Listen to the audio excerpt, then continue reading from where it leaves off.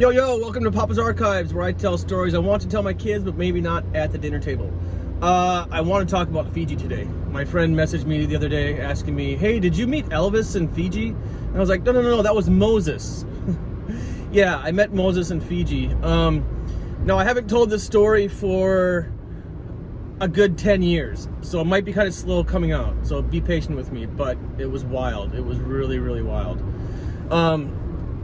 When I went to New Zealand, I went there twice, but I think the second time in 2001, when I was booking my flight, I had the option to have a layover in Fiji because they had to refuel the plane. And you had the option to stay as long as you wanted, one day or a week or whatever you wanted to do, and it didn't change the cost of the ticket. So now I was going skiing in New Zealand, so I was dedicating my money to that as well as my time. So I didn't want to stay long, but I wanted to see Fiji. So I chose on the return flight back to the US to just do 8 hours and just catch the next plane that was going to come through. So that would give me enough time to take a bus to a restaurant, get some food. That's it. And so I landed in Fiji, and it's a developing country, or it was at that time, 20 years ago, and it was quite poor. And right when I got off the plane, I was just approached by 20 people that wanted my money.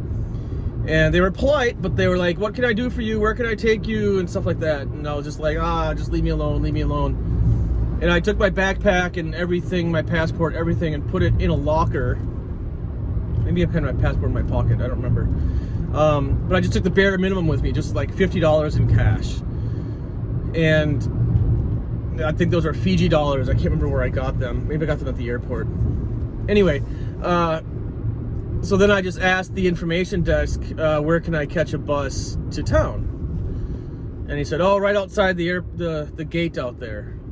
Now, during this time, the Fijian military had a coup, C-O-U-P, a military coup against the government to overthrow their own government. So they're right on the brink of a civil war. Like the worst time to visit Fiji as a tourist, because it's on the brink of disaster.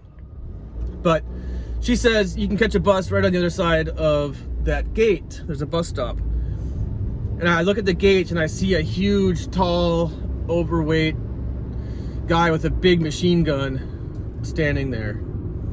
And I was like, okay, he's military. I just have to walk by him. No big deal. I'm a civilian. It's all good. And so I'm walking by him and I see his eyes are like these beet red eyes, which is an indication that he's high, that he's been smoking friendly cigars. And I look the other way, and I look into the building, and like in the small building, like the checkpoint where vehicles have to, stop by and check in, there's a huge gun mounted on a tripod. Like, this is a tank stopper. This is a truck stopping gun. This is a gun designed to stop things, not people. Well, I mean, it'll stop people too, but it's designed to stop big things. And I was like, why do you need a tank stopper at an airport?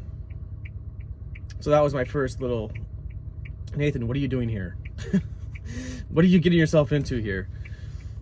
And again, I'm the only white boy, and I'm way overdressed. I mean, I tried to dress down for this visit, but I was way overdressed, even though my clothes didn't have any holes in them. I mean, if you go to a developing country, man, get some clothes with holes in them. Make holes, I don't care. Like, make yourself not stand out any more than your hair makes you stand out.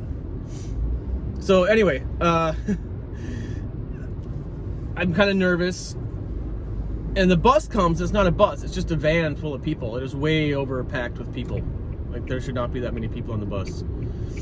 But there were. And I get on, and I said, how much for a ticket just to town? And he said, everything is $2. Just get off whatever you want. It's $2 a ride. There's no tickets. I was like, okay. So I got on, and I just rode the bus for, I don't know, 20, 30 minutes until, probably not even that long, just until I got to a suburban area, urban area. Any place I felt I could walk around with shops and restaurants and stuff, basically.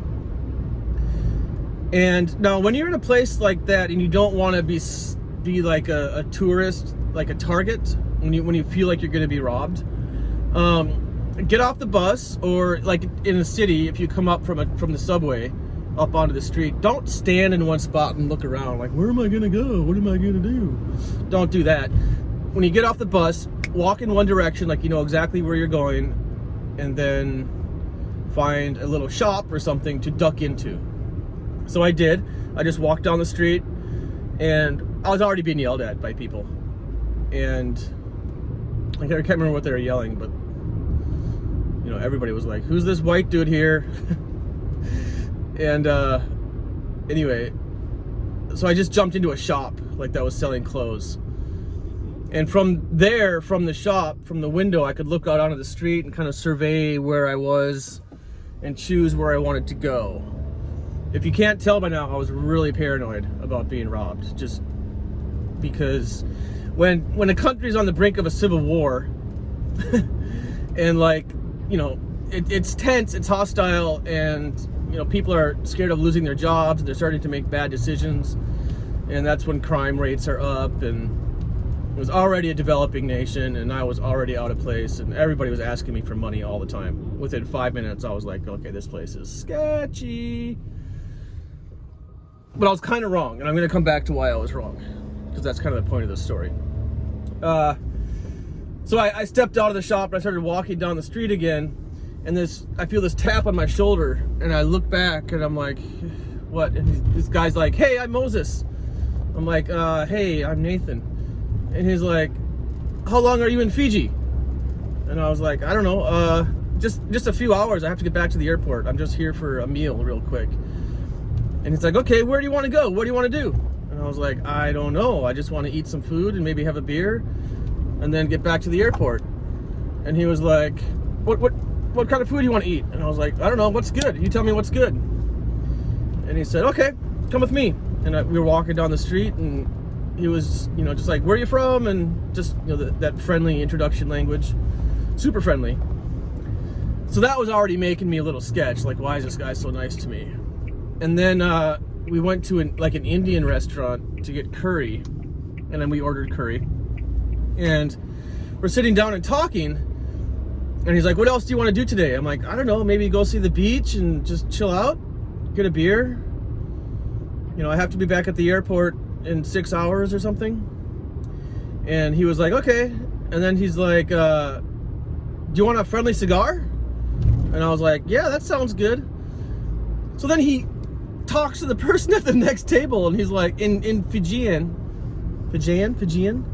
in his local language, and I didn't understand what he was saying, but they kind of talked back and forth and came to an agreement. And then he's like, okay, we'll go pick something up soon.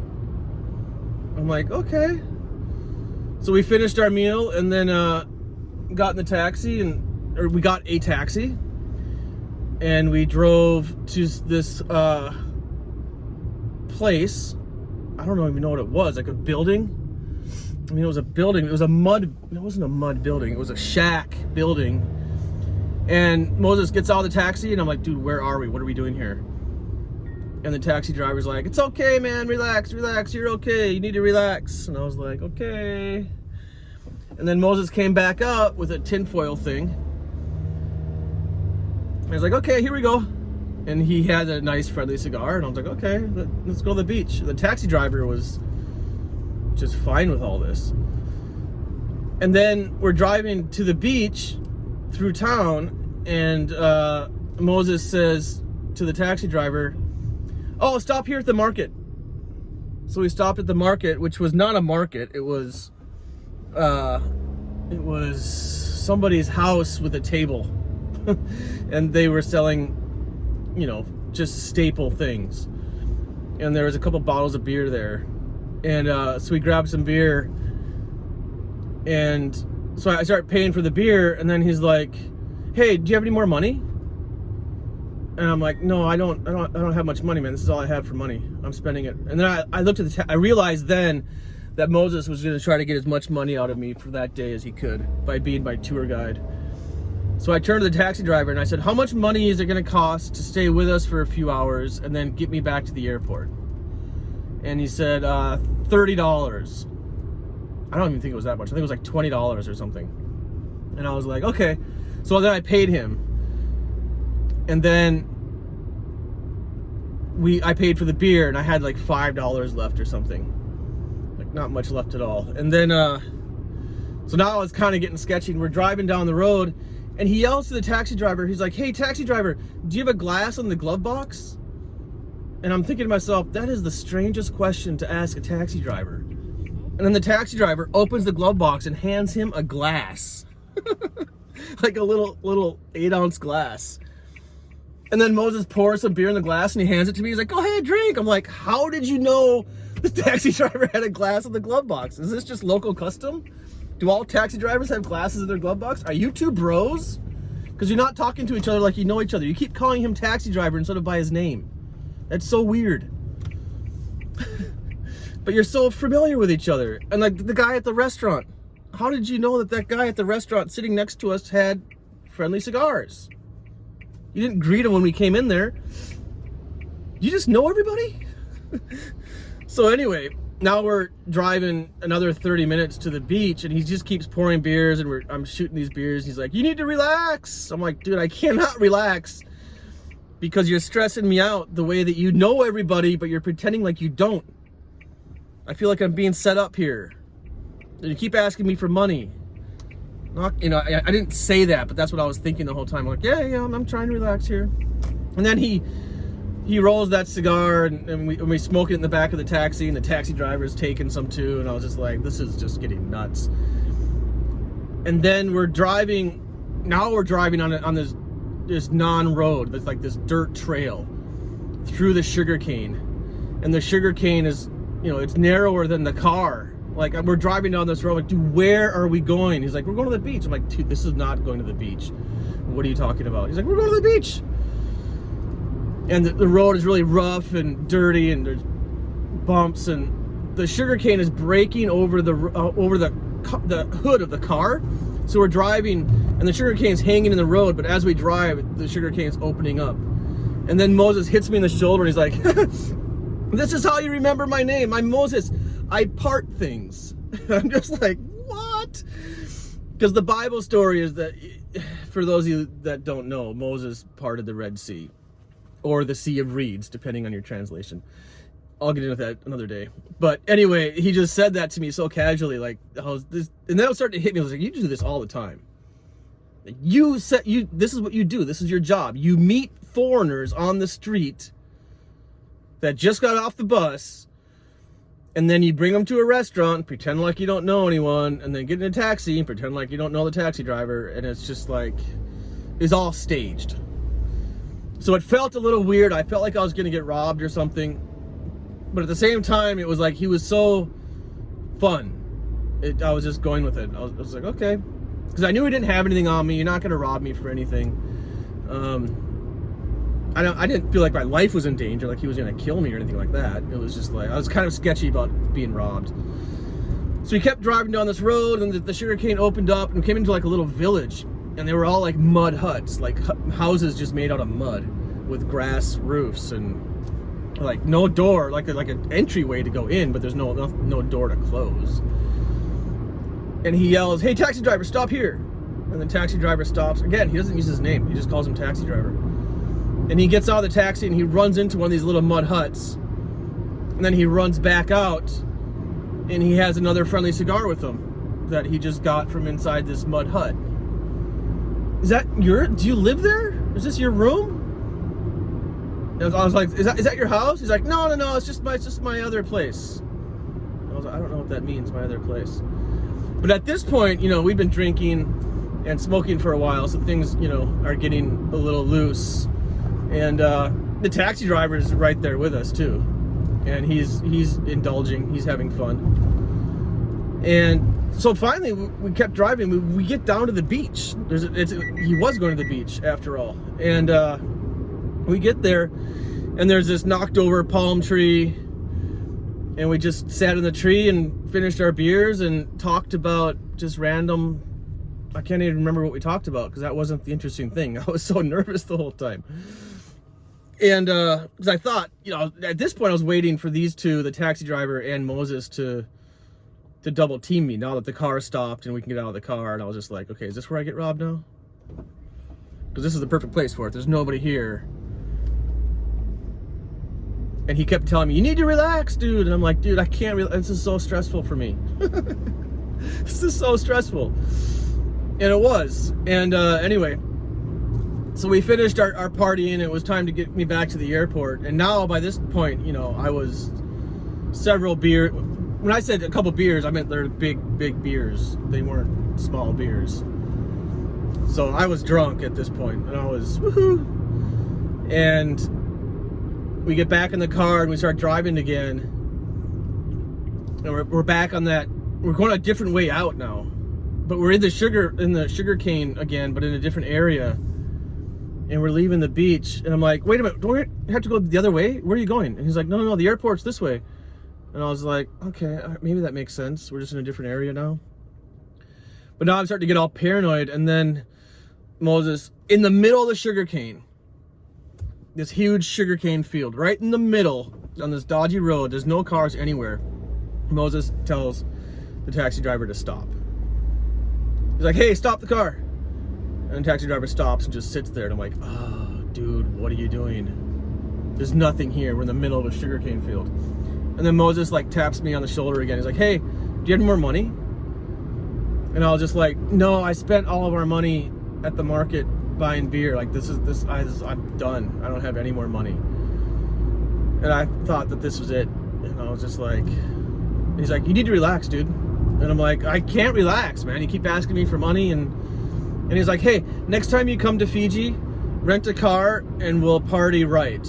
And I was like, okay, this was a pretty good party day for me. I mean, yeah. And it's like, okay. He opens the door, gets out, closes the door, reaches his hand in the window. He's like, Nathan, thanks for a good day today. And I was like, thank you. That was awesome. And he's like, see you. And then he just runs into the sugar field. I'm like, what the? Where are you going? And the taxi driver drives off. And I'm like, what just happened?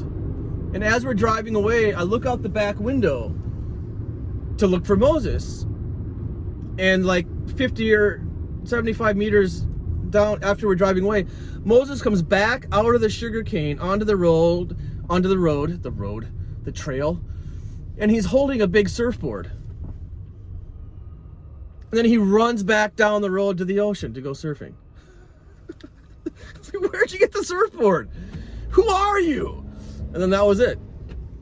That was the end of it. And then I got to the airport, and by this time I was drunk and scared the judge was gonna, or not the judge, but the military guys were gonna hassle me. But at this time it was all clicking. Like, these guys are all friendly as ever, and they kept asking for more money because they need money, and he wasn't afraid to ask.